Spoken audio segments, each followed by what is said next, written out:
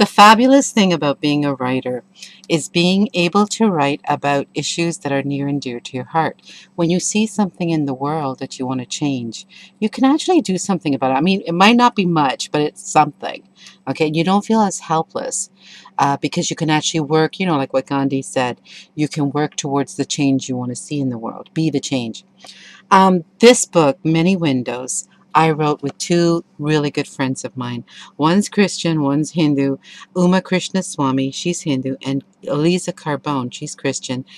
And one day we were talking. We were just talking and conversing with each other. We were looking at all of the strife in the world, all the battles and the horrible things that are all the wars being fought in the name of religion. And we thought, wouldn't it be cool if we were to write a collection of stories about how kids from different faiths could get along, just like we do?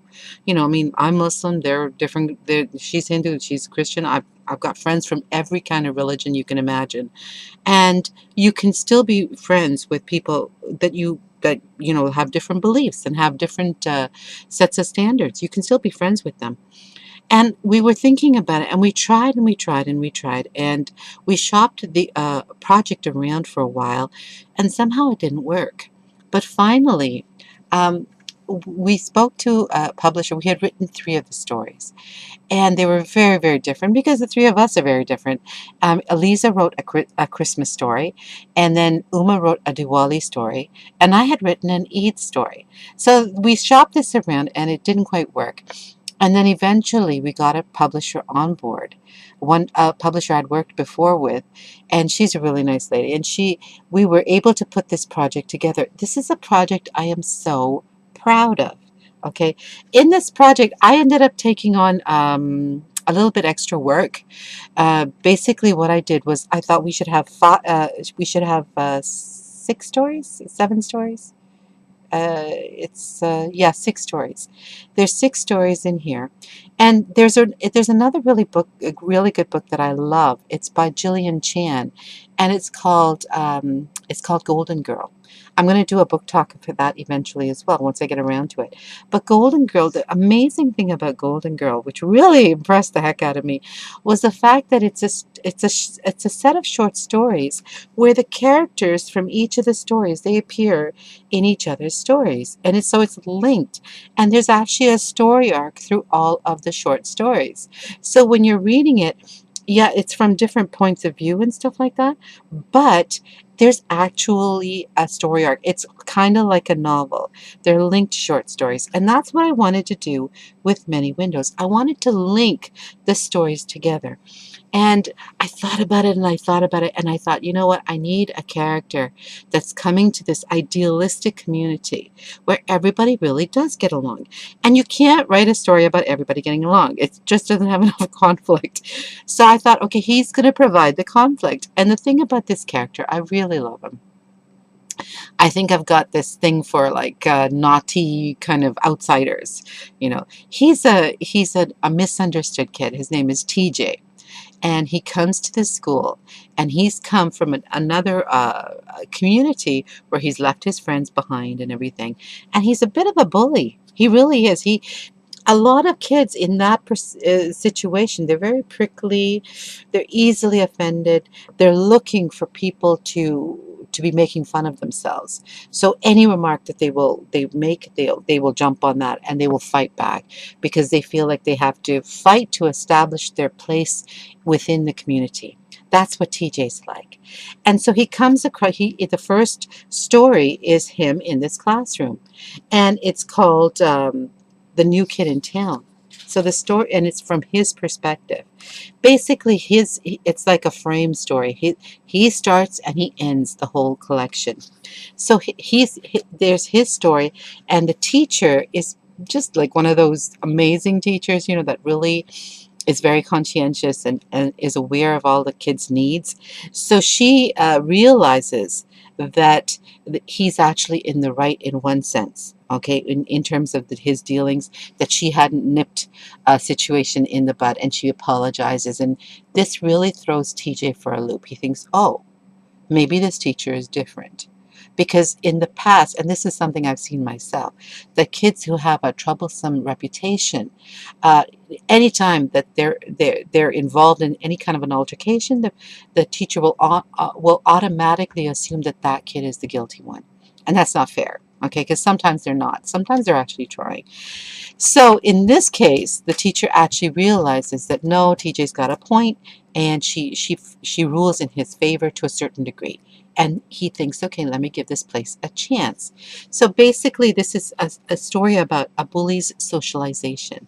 Now, the next story in here is called The Locket, and it's by Natalie. It's from Natalie, who is the Buddhist character in the story. Like when I was talking to Uma and Eliza, we thought we want we want kids from the five major religions in the world, and that's Christianity, Islam, Judaism, Buddhism, and Hinduism. Those are the most populous religions in the world. So Natalie is a Buddhist, and what she's doing in this story, basically, I kind of wanted to show the economic interdependence that people have with each other. And like, because really this whole book is about community. So she's in her father's shop. Her father has a jewelry store, and she helps him choose out the jewelry that they're going to stock. And she chooses a locket, which later becomes an heirloom for the Jewish boy, for his mom, because he wants to buy her a gift, and that becomes an heirloom for them. And he shows up in the story. And then the third story is the Eid story, and there are references in Natalie's story to Buddha's birthday, which is the major celebration in Buddhism. So that's like that major religious celebration. In the third story, it's called The Visit, and this is the Eid story. And this story is about Jamil, one of the kids in the class. His uncle is coming to visit, and there's some kind of past, there's some kind of history between his uncle and his parents, and his uncle is hoping for forgiveness. And Jamil's like, he's in detective mode. He's trying to figure out what his uncle is guilty of, and eventually he accepts his uncle's presence. Now the next story is Deepa's story, and Deepa is Hindu, and her story is about Diwali. And Deepa's really upset because this Diwali, her friend Bani has left, and Bani was like, she was like one of the six in their group. Okay, there were like six kids, and they would always play 3-on-3 basketball. You see, what we did was we used basketball as the unifying force between these kids. This is what they really have in common, because basketball's like, I mean, ask any kid, they'll say basketball is the coolest sport. And so these kids, they love playing basketball. I also chose basketball because it's a nonviolent sport. It's a team sport, And so these kids love basketball. And Bani is gone now, and Deepa's really mourning her loss. And this is a bit of a reconciliation. So this story, this one about lights against the darkness, about Diwali, is really about how communities evolve. They change. People come and then they go. Okay, so this is showing how that occurs within a community. Really, this whole book is about community. And then the next story is called Dreidels. It's a story about Benjamin. He's the Jewish boy who goes to Natalie's store and buys the locket for his mother. Now in this story, he's gone to visit his booby, I think it's his mother's booby, and she's a Holocaust survivor. So this story is really about the intergenerational aspects of community, because here he is going to visit his great grandmother, and she has a little bit of dementia or Alzheimer's, so she has difficulty remembering things, and they play dreidels. So, and this is the Hanukkah story. I wrote this story. I wrote it during Ramadan, which is kind of funny, but I wrote this story, and it's one of my favorite stories in the whole book. Then the next story is called A Christmas Swish. Okay, and it's Stephanie's story. She's the Christian girl, and a Christmas swish is swish is it's a basketball term. Okay, for those of you who don't know, it is a basketball term. It's when the ball goes swish right into the hoop with no, like without hitting the rim and stuff like that.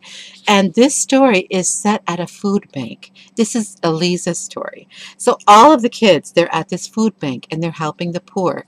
at Christmas time, they're feeding them, and it's a soup kitchen. Okay, it's like a soup kitchen. Now, TJ makes an appearance in this story. But it's not until the next story that you really understand why he's actually there. In the last story, it goes back to TJ, and it's called Coming In from the Cold. So TJ, you've realized in this story that the reason TJ's at the soup kitchen, it wasn't to volunteer.